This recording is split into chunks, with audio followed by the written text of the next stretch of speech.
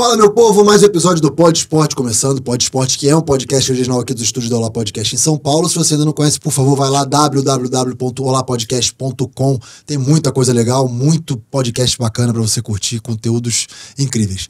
Lembrando que o Pod Esporte também está na Isto É Esporte. Então, você acessando lá o portal da Isto É, você procura lá a minha Isto É Esporte, clica lá, o Pod Esporte vai estar lá com todos os seus episódios, também no canal do YouTube, e também tem o canal do YouTube original do Pod Esporte. Então, se você não é inscrito ainda, se você não ativou lembrete, se você não deixou curtida nos episódios, vai lá, faz isso, principalmente nesse aqui, porque é um episódio mais do que especial.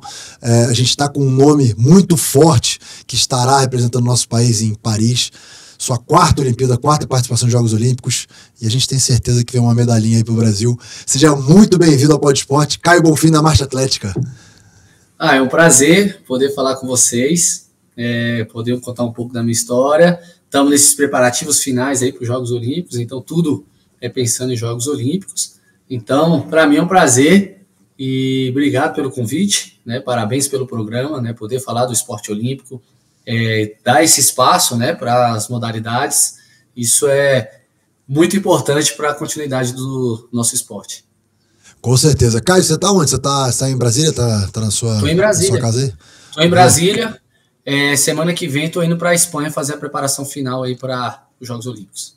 É isso que eu ia perguntar. Onde é que vai ser a aclimatação? Você vai para a Espanha, fica lá? A gente está agora, estamos gravando aqui, a gente está há 38 dias da abertura dos Jogos Olímpicos, né?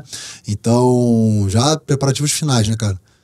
Eu vou para Serra Nevada, uma montanha que fica em Granada, na Espanha, que eu vou fazer o trabalho de altitude, né? Então, a minha aclimatação, na verdade, é colocar eu em condições, né, de um ar diferente, oxigênio, para ter o melhor ganho de hemoglobina, e também tá num centro de treinamento, né, onde você come, treina, dorme, focado nisso, já com fuso horário, né, perto ali da França. Então essa foi a escolha que a gente fez. Lá em Serra Nevada eu conheço bem porque o centro de treinamento da seleção espanhola de handebol também é lá. Então as categorias menores treinam lá, se preparam lá. Enfim, o treinador da Espanha foi o nosso treinador aqui durante alguns anos no Brasil, o Jorge Ribeira. Então ele faz o trabalho lá, ele se enfia naquele lugar lá, cara, e tem toda a estrutura que é incrível para poder se preparar. Eu já dividi um camping uma vez em 2019 com eles lá. E aí ele veio falar comigo, né? Ficou brasileiro, né? E aí ele falou comigo, e era sub-15, eu acho, da Espanha, né? Sei lá, quase 30 meninos, um staff gigante, e aí a gente compartilhou ali do centro de treinamento alguns dias, foi legal ver. E aí troquei ideia com ele um pouco, né? Porque ele tinha acabado, acho que, sair da seleção feminina, né? Seleção masculina. Seleção masculina, e aí ele... Vê aí, 2019 foi esse campo. Ele tinha acabado de sair e estava com a seleção de base da Espanha. E aí ele é louco, cara. Ele é workaholic, assim, absurdo, assim. Então, a Espanha cresceu muito com a ida dele para lá, né? A gente se beneficiou muito com o trabalho dele aqui, mas ele resolveu seguir o caminho dele lá na Espanha e tá muito bem. Bom, mas, Caio, você, cara, quartos Jogos Olímpicos, obviamente, um cara extremamente experiente, apesar de ser jovem, né? 33, é isso? 33 anos. E aí, a expectativa como tá, depois de uma quase medalha olímpica, por isso que eu falei que a certeza é grande, a nossa aqui, torcedor, né? Você, eu sei que deve ter todos os seus poréns, toda a sua preocupação. Eu não, eu tô no papel de torcedor, então eu posso falar que a medalha tá quase que garantida. Mas como é que tá a expectativa para Paris 2024? Quando a gente fala de Olimpíada, eu até troco essa palavra de expectativa para esperança, né? Porque é um sonho, né? A gente sabe o nível que é os Jogos Olímpicos e é a esperança que a gente possa estar nesse pódio. Claro que quando você é quarto lugar numa Olimpíada, né? Como eu fui lá em 2016, você sempre fala, cara, será que eu vou ter uma nova chance de chegar tão perto, né? De trabalhar? E aí a gente entende que a Olimpíada também não é só feita de Olimpíada, né? O processo, né, todo o planejamento, aquele ciclo olímpico tem que ser bem feito, tem que ser pensado em Jogos Olímpicos, e foi o que eu tentei fazer. Tive o melhor ano da minha carreira em 2023, bati meu recorde, que é o recorde nacional, e aí o desafio era como entrar na temporada 2024 já com o grande ano que eu tive, eu tenho que pelo menos me repetir, porque a gente sabe que é difícil chegar, né, ao alto nível, de estar entre os melhores do mundo, mas mais difícil ainda é se manter. E aí, eu tinha que me manter entre os melhores do mundo em 2024. Minha primeira prova internacional, eu bato o recorde brasileiro de novo, bato o meu recorde e estou no melhor forma física. Aí você fala, poxa, tô no caminho. O desafio era acertar essa temporada com uma outra. Então, com esse sentimento de confiança de que o trabalho foi bem feito, tem sido bem feito, que eu vou para essa Olimpíada. Né? Focado, agora ajustar os detalhes, acertar algumas coisas, mas se manter entre os melhores era o que a gente esperava chegar nessa Olimpíada para poder brigar. Né? A marcha atlética é uma prova de longa distância, com muitos atletas, né? Largam 48 atletas, então imaginem no handball, 48 seleções brigando, se você sabe que se você estiver entre as 6, 7 melhores seleções do mundo, você está brigando pela medalha. E aí da mesma forma, o que a gente queria, tá entre os melhores do mundo, fomos para vários campeonatos espalhados aí pelo mundo para poder se experimentar, testar e continuar treinando. Então é com esse sentimento de muita esperança, no degrau que deveria estar, para a gente ainda subir mais um pouquinho nessa reta final, indo para altitude e tudo, para a gente estar no topo do grande dia lá em Paris. Boa, comparando aí com, você falou que fez o seu melhor ano da carreira em 2023, né, e como você mesmo disse, é muito difícil você se manter nesse nível, no alto nível o tempo inteiro, né, isso é ser atleta de alto rendimento, mas em comparativo com as outras preparações que você teve, e quando eu digo em preparativos, estrutura, staff, tudo que é necessário para você fazer uma boa preparação. Essa de Paris está sendo a melhor? 2016 eu tive uma estrutura legal também, fiz trabalho de altitude, Tóquio também, mas eu voltei fisioterapeuta, por exemplo, nesse trabalho agora, e 2021 não tive. O Brasil estava, né, num momento delicado naquele momento também. Então, assim, de estrutura, por isso que é importante você fazer esse ciclo com bons resultados, porque a estrutura vem, né? Essa é a verdade. Então, em 2016 eu fiz um bom campeonato mundial em 2015, fui sexto colocado e consegui mais apoio para competir, mais apoio para poder ter, né, fisioterapeuta, centro de treinamento, porque é muito importante isso, e coisa que eu não tive em 2012, né? Porque fui o único machador do Brasil, representante ali naquela Olimpíada. Então essa Olimpíada é legal porque tem esse apoio, né? Que é importante, porque você sabe que não é só treinar. Hoje todo mundo treina muito parecido, né? Se você pegar aí, né, no handball, todo mundo, poxa, tem bons jogadores também. Qual é o que é o diferente? No meu caso, né, no seu deve ter inteligência artificial, multicâmera, vendo como é que é o posicionamento. No meu essa galera em volta que me ajude a ter uma técnica melhor, a me recuperar melhor. Então tem a bioquímica, os fisioterapeutas, o fisiologista. Então esses detalhes que são diferentes, que eu acho que a gente pode, e a gente sabe que a medalha está nos detalhes, eu fiquei a 5 segundos de uma medalha e sei disso, que pode fazer a diferença, e eu tenho tido esse apoio. Né? Então, essa é a parte importante, saber aproveitar esse apoio, para que eu chegue nessa Olimpíada bem. Então, eu acho que sim, eu tenho tido uma Olimpíada diferente, né? Mais assistida. E é tão estranho, vou aqui assim, abrir meu coração, como nós não somos atletas, que não somos acostumados a isso, do ciclo do Rio de Janeiro para cá, eu tive que aprender isso, né? Essa estrutura não é uma cobrança, que você fala, caramba, agora tá todo mundo acreditando na sua medalha, vai te dar estrutura, vai te dar oportunidade, vai te arrumar um centro de treinamento, isso tem custos, meu Deus, e isso não pode virar uma cobrança. E aí você tem que aprender a lidar com isso, né? Tanto com a mídia mais perto, como a sua confederação e o seu comitê te apoiando. Então foram desafios que fazem parte da experiência que eu tô levando para Paris com mais tranquilidade. Pô, muito bom se levantar esse ponto, cara, porque é bem isso mesmo. Quando a gente tem todo o aparato de estrutura, de pessoas olhando pela gente, enfim, do que é em teoria, o básico, né, que os atletas, principalmente europeus, norte-americanos, têm. Quando a gente tem isso, a gente se sente meio que na obrigação. Nossa, estou tendo tudo isso. Não. Deveria ser o contrário. Falar, toma essa estrutura toda aqui e desempenhe. Né? E aí vem a cobrança. Mas a estrutura ela deveria ser nata, deveria já existir. Mas não.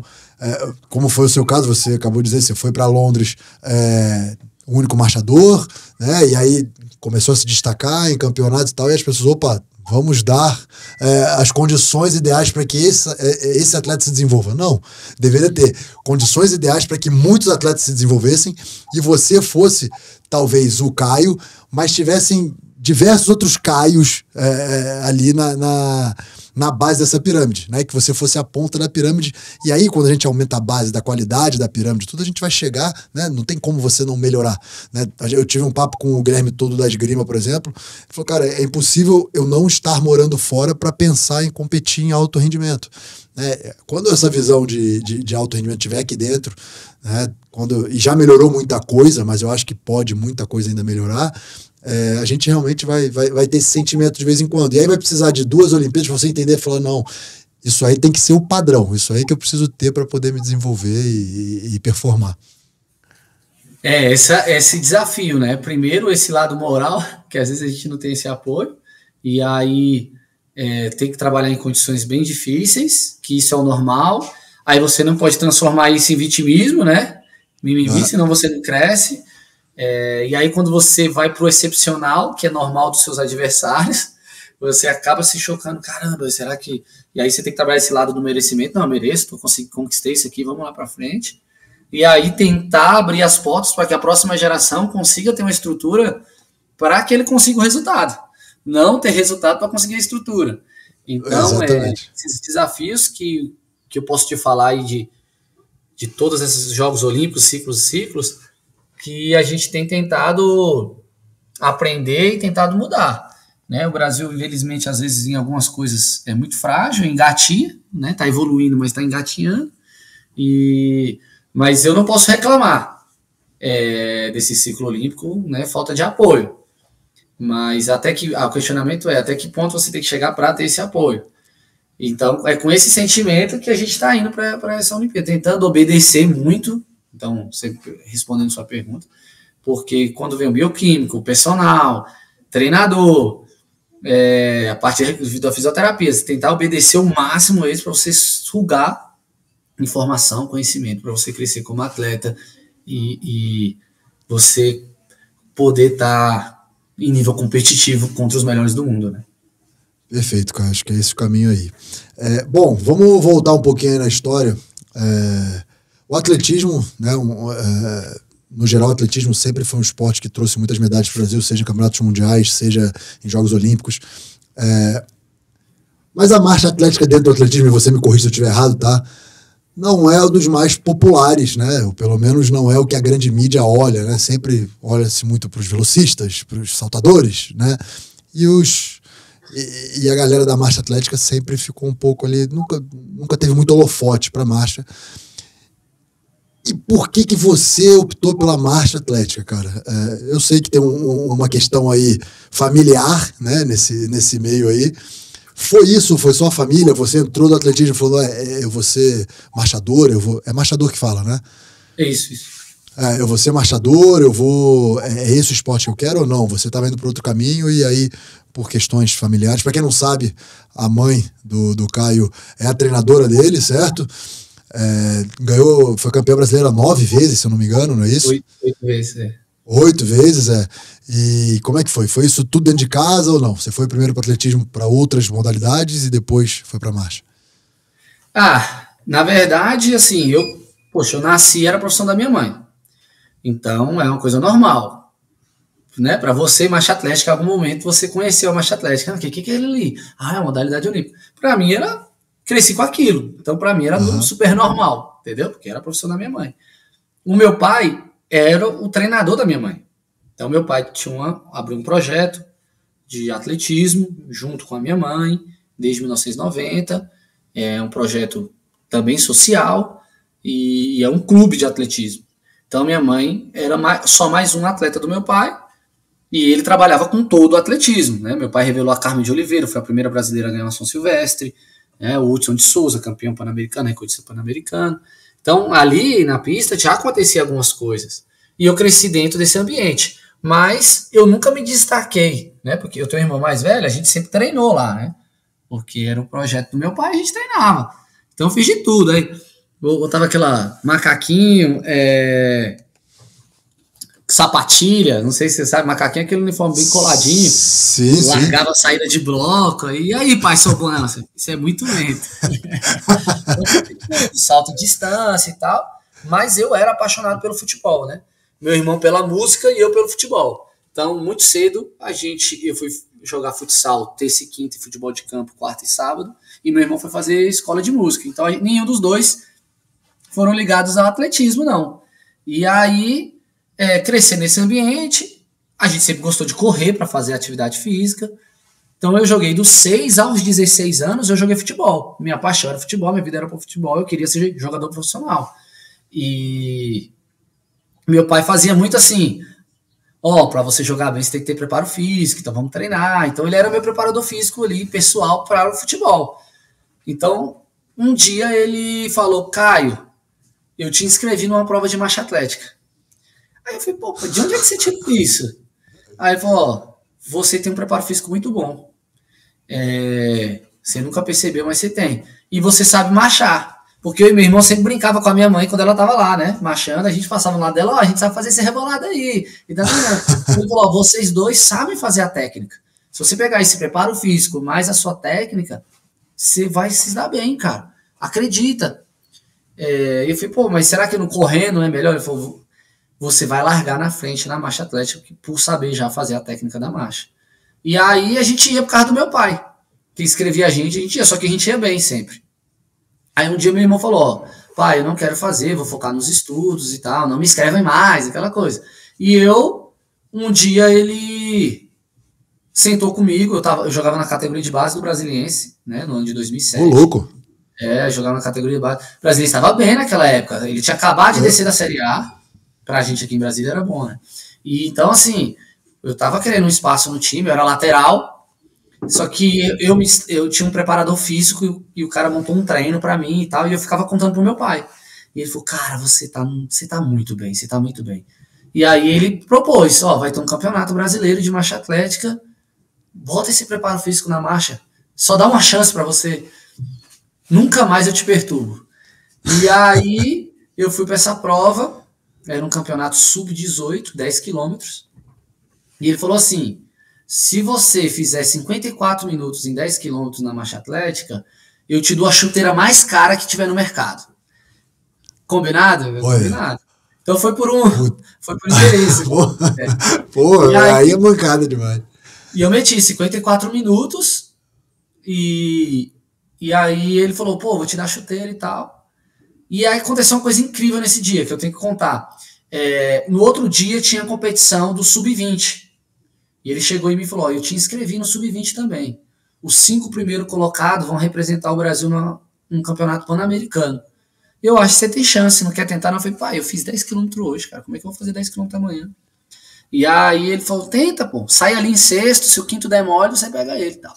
Aí aconteceu o que me fez estar na marcha até hoje. Eu fui segundo colocado, fiz 50 minutos, melhorei 4 minutos de um dia para o outro. Ganhei de todos que tinham ganhado de mim no dia anterior, mais os da categoria mais velha. E aquele dia eu sentei e falei, cara, você é da seleção brasileira de marcha e no futebol eu tô brigando para ser reserva aqui no Brasiliense. Será que não tá na hora de eu dar uma chance para mim? E foi aí que nasceu essa... E dessa vez seu pai não tinha nem prometido chuteira, né? No segundo dia. Foi só o primeiro dia. Só no primeiro dia. Não, eu nunca ganhei a chuteira. Porque eu fui para esse campeonato pan-americano, que era 1 ou 2 meses depois, e fiz índice para o campeonato mundial. Então, para resumir, em 4 meses eu era o melhor do Brasil, em 6 meses eu era o 12º do mundo. E aí eu sentei e falei, cara, eu vou ser marchador. Pai, mãe, eu quero ser marchador. Minha mãe era atleta ainda.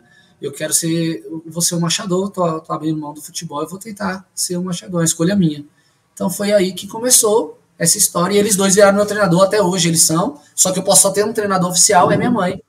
Então eu sou treinado pelos meus pais, foi assim que comecei, por total influência deles. Talvez essa ascensão aí foi rápida, por conta de já viver esse ambiente, essa experiência, já saber um pouco sobre essas coisas. E aí, em 2007, eu comecei a marchar. Então foi assim que foi por influência deles. E realmente, a marcha era o patinho feio do atletismo, entendeu? invisível, cara. Ninguém via os resultados da minha mãe. Tanto que minha mãe fez índice olímpico para Atlanta, 96, e a confederação mudou o critério. E ela não foi. Então era assim, nossa, cara, se fosse uma velocista, não tinha mudado, né, eu acho.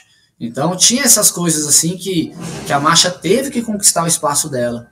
E quando eu começo a entrar na marcha, eu venho para brigar por esse espaço também, não só por esses resultados individuais. E tanto que esse meu planejamento era popularizar a marcha atlética no atletismo. Não é para o mundo, porque dentro do atletismo ela não era popular. Então eu tinha que popularizar. E meu pai falava uma coisa que eu guardei muito bem, que era a ginástica e o vôlei sofreu o mesmo preconceito. O mesmo. O vôlei, né, era um esporte feminino e tal. Quando a geração de prata vem, todo mundo, que é isso, cara?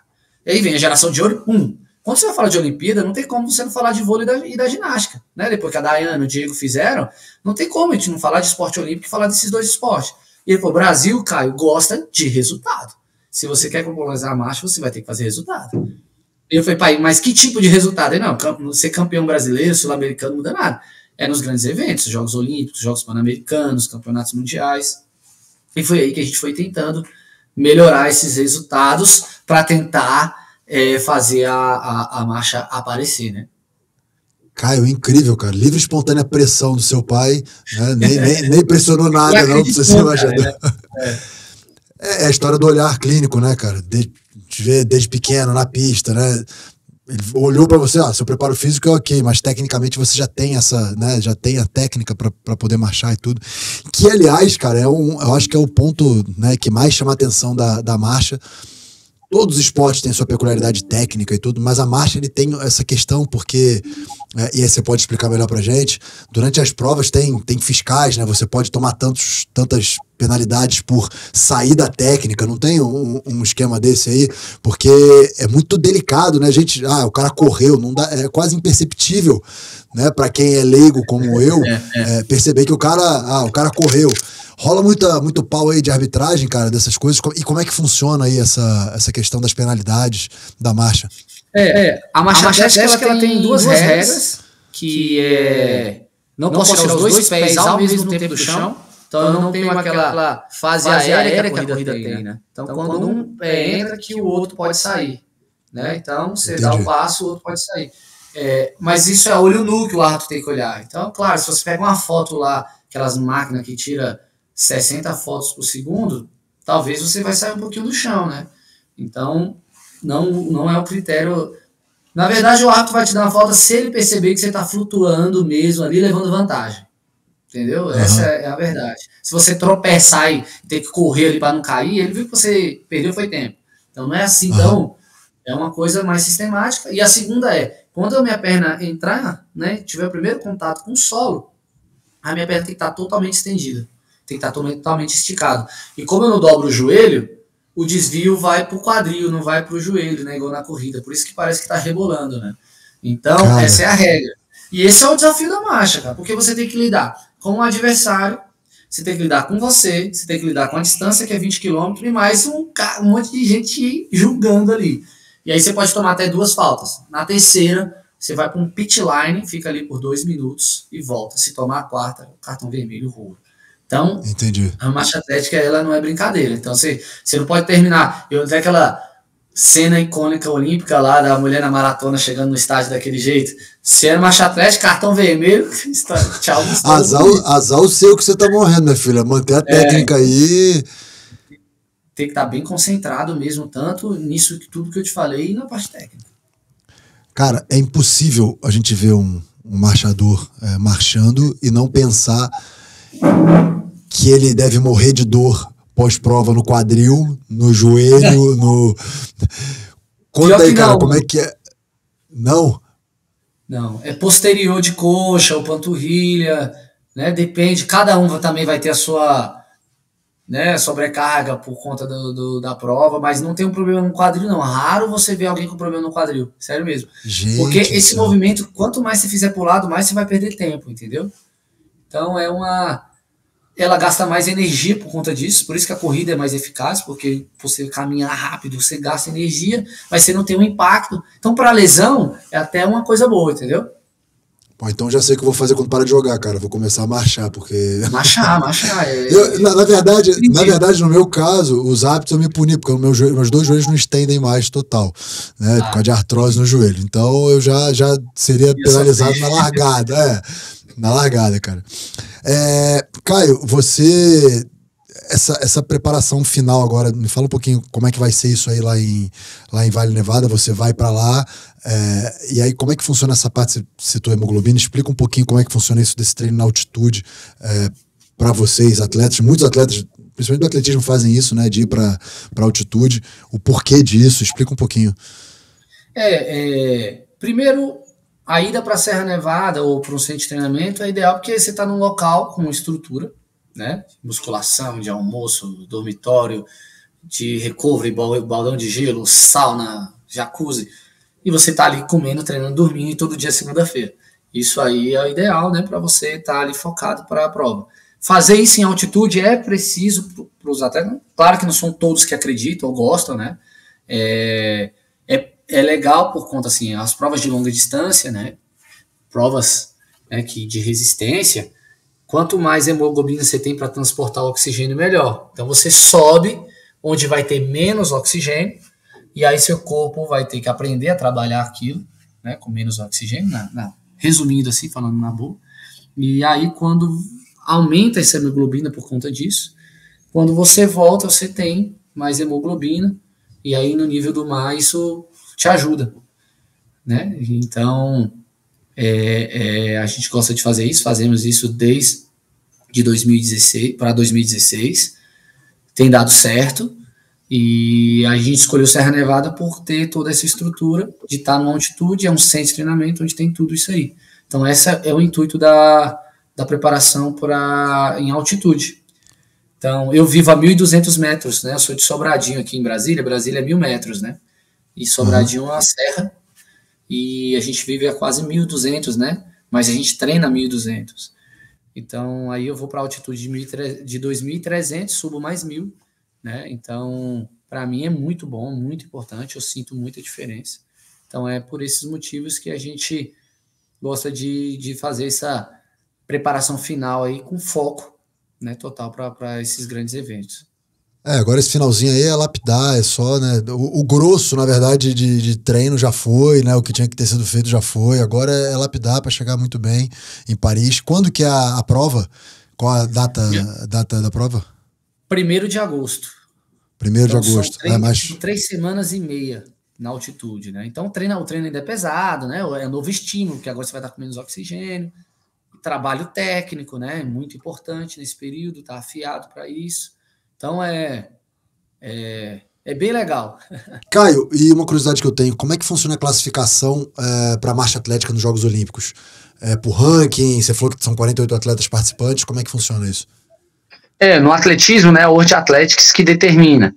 Então ela tem uma marca determinada para cada prova, né? Um índice, né, que a gente chama, que é exigido, que é bem forte. Então na marcha atlética, só os 48 melhores que fizerem esse índice vão para os Jogos Olímpicos.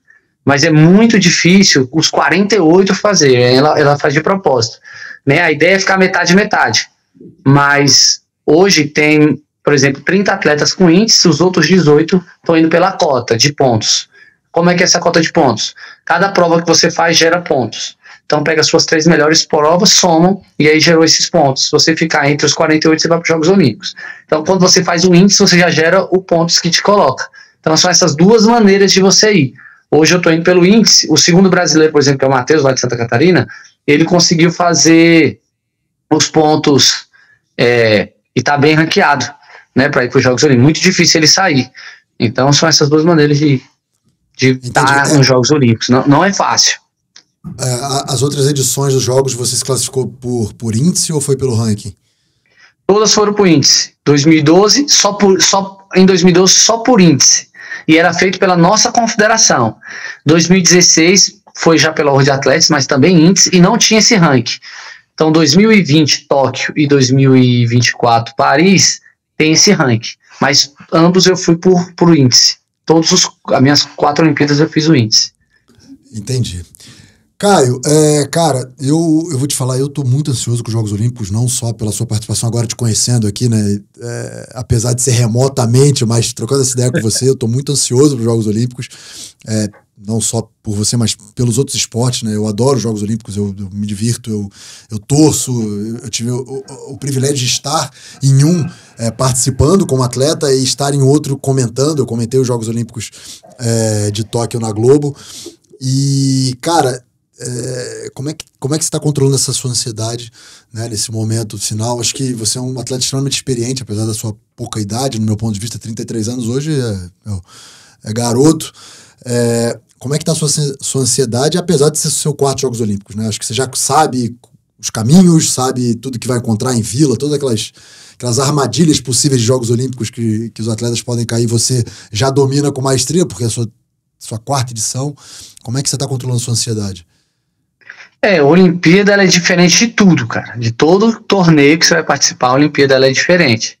E eu acredito que cada sua Olimpíada vai te trazendo desafios diferentes também, né? Porque a gente não chega igual em todas as Olimpíadas. Talvez o Michael Phelps conseguia, né, bater no peito e falar, vou ganhar uma medalha, e ele ganhou 28, 29.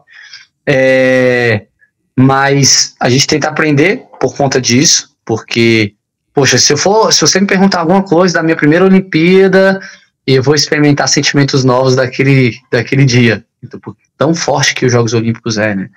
E a mídia trata diferente, a família trata diferente, a cidade trata diferente. Então, essas são as dificuldades que você tem que aprender, e é com esse trabalho que eu venho fazendo, né, porque eu já aprendi um pouco disso em outras Olimpíadas, que tem uma expectativa muito alta, né, das pessoas. Aí você tem que tomar cuidado, porque vira um entretenimento, né, de muita reportagem, convocação, uniforme, vila, quando você vê o dia da sua prova, e aí já era. Aí você tem que aprender a descarregar essas emoções em cada etapa dessa, né, é importante.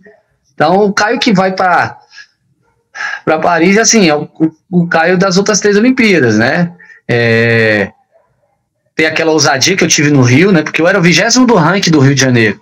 Então você não ia ver nenhuma estatística aí com chance de medalha, alguém botar ele brigando por medalha, né? E eu fui 4º. Então aquela ousadia de acreditar, de ir para cima, de que a gente é ser humano também, que a gente treina, que a gente é talentoso. E com a experiência que eu fui para Tóquio, né? Uma prova muito difícil, com calor, né, crescimento, trabalho, resiliência naquele momento difícil que a gente estava vivendo. Então, usar isso, e o primeiro amor da primeira Olimpíada, aquela emoção de poder falar, caramba, eu sou um atleta olímpico. Então é com esse sentimento que eu quero ir para Paris, sem cobrança nenhuma. Eu sou um cara muito competitivo, eu tento entregar o meu melhor, e é com esse sentimento. Poder passar aquela linha de chegada, independente da colocação, olhar para trás e falar, cara, eu entreguei tudo que eu podia. Eu renunciei isso, aquilo, eu treinei, fiz tantos quilômetros, eu cheguei no meu auge, fiz tudo que eu podia. Se for o suficiente, amém, né? Mas é com esse sentimento que eu quero estar na Olimpíada tranquilo, né? De que eu consegui fazer o que eu podia fazer e entregar o meu melhor naquele dia também. E assim será, cara, porque tenho certeza, né? Quem acompanha aí seu trabalho sabe que você está lutando, duro, batendo na trave, conquistando medalhas em mundiais, né? Você deixou de ser o 20º do ranking para ser um cara que todo mundo olha, né? Essa responsabilidade, ela não pode pesar em você. Você tem que continuar sendo esse cara leve. Enquanto tiver aquele friozinho na barriga, né? Aquela chama do atleta competitivo, da ansiedade, tudo, que seja controlável, que não te domine, isso vai te levar cada vez mais longe, cara. E eu tenho certeza que a medalha olímpica vem, e eu vou te pedir um favor, porque com certeza você vai passar por São Paulo em algum momento com a sua medalha, a hora que você conquistar ela. E aí eu quero você aqui no estúdio, trazendo a sua medalha aqui pra gente ver, pra gente trocar uma ideia de novo, pra você contar como foi a experiência olímpica. Tá bom? Caio, obrigado pelo seu tempo, cara. Acho que falar com atletas como você, com o nome que você tem, com o peso que você carrega do esporte nacional, é incrível. Queria te agradecer muito pelo seu tempo. A gente sabe que é finalzinho de preparação olímpica, todo mundo muito focado. E desejar, em nome meu, do Pod Esporte, toda a equipe aqui do estúdio, muito sucesso para você, que a medalha venha e que as suas próximas conquistas pós-Jogos Olímpicos também sejam imensas, cara. Espero que você tenha curtido esse papo aqui com a gente. Foi um prazer, como eu disse no início, obrigado pela oportunidade. Falar da marcha atlética é uma oportunidade grande da gente popularizar esse esporte, vocês dando esse espaço, da gente contar um pouco nossa história, dessa preparação, e que Deus abençoe esses Jogos Olímpicos. Conto com a torcida de vocês, obrigado pelo carinho, um abraço aí para toda a sua equipe. Pode deixar que assim que eu puder, porque realmente, né, a gente tá nessa reta final, mas se eu conseguir estar com a medalha ou não, se as portas estiverem abertas, para mim será um prazer estar aí com vocês falando. Então, mais uma vez, parabéns pelo programa. Sei que como atleta não deve ter sido fácil, você jogando, tendo uma segunda opção aí, isso é muito legal, né? E um bom comunicador. Então, isso é só o esporte que cresce. Então, muito obrigado e sucesso para você e para o seu programa de vocês. Obrigado demais, Caio. Estamos na torcida muito por você, tá bom? E espero você aqui com certeza presencialmente. Valeu? Amém. Valeu. Valeu, galera. E pra você que gostou desse episódio, não esquece de se inscrever nos nossos canais, tá bom? Vou deixar aqui as redes sociais do Caio aqui embaixo também pra você seguir ele, acompanhar ele, principalmente nessa retinha final aí de preparação para os Jogos Olímpicos e durante os Jogos Olímpicos, tá bom? Espero que vocês tenham curtido esse papo. Um abraço, até a próxima. Fui!